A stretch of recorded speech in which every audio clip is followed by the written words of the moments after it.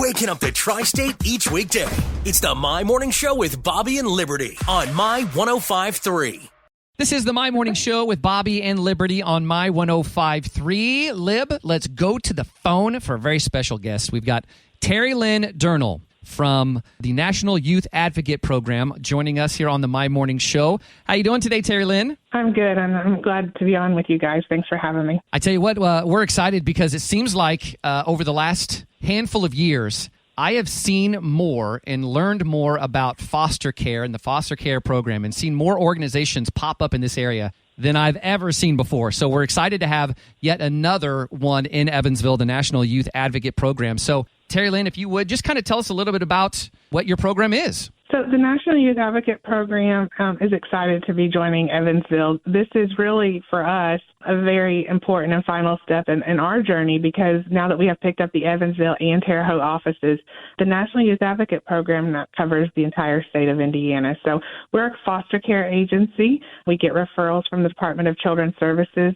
So when children go into care, we find and license their foster homes. Now, we talk a lot about and with different organizations that provide care for kids before they go into their foster homes. We talk a lot about that, but what does it take to become a foster parent?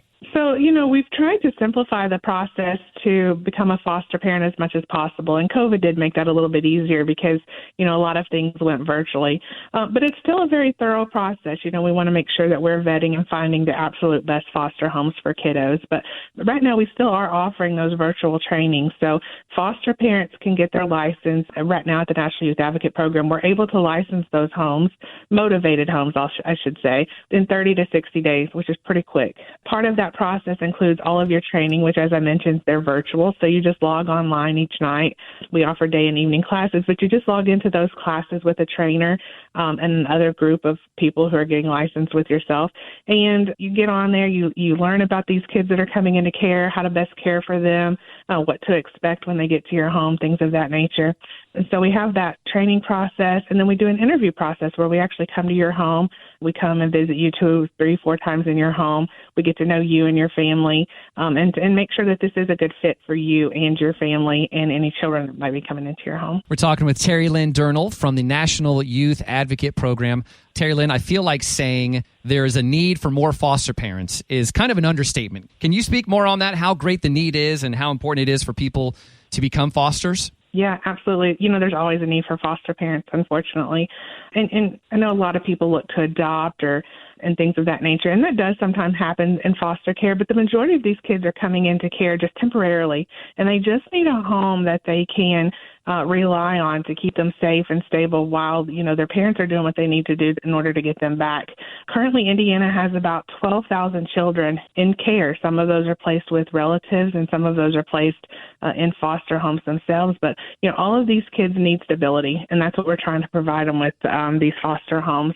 But it just seems like we never seem to have enough. We always have more kids coming into care than we have homes for, especially for older youth. So that's one of the big needs that we have is homes that can place older youth and sibling groups. Oftentimes siblings get separated from their brothers or sisters when they go into care, and we try as hard as we can to keep them together. So we are very excited to announce that there is an Evansville office that's opening here.